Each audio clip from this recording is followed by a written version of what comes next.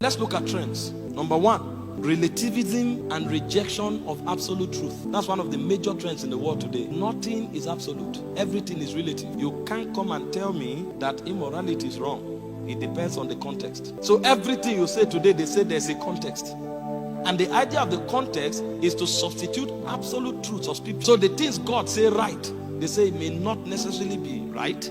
The things God says wrong, they say it may not necessarily be wrong. Let's examine the context to understand why it is so. It is relativism. And this thing has eaten deep into the Western world.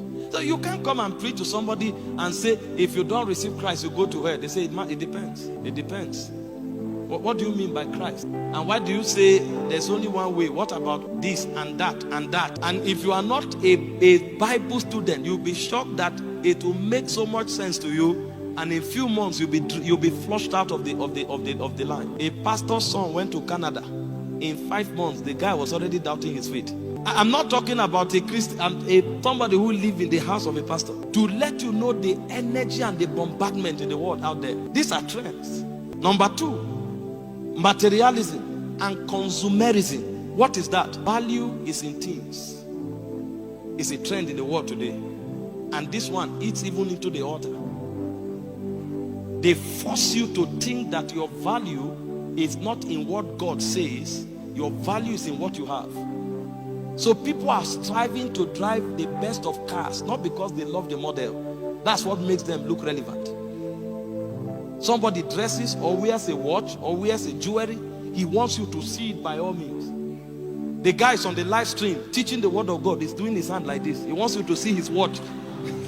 That's when you will know that ministry is working. I'm not talking the word.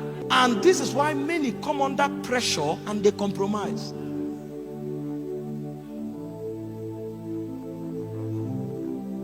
We don't define things the way God defines them anymore. And the Bible told us clearly. It said a man's value, Luke 12:15, is not in the multitude of his possessions. A man's value is not in the multitude of his possession. Trends. How about immorality? Today, they ask you, how old are you? You say you are 25. They say,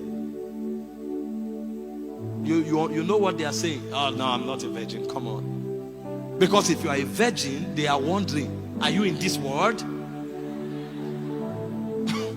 They even make you look timid, uncivilized, because you kept your virtue. And there are many people now looking for people to disflower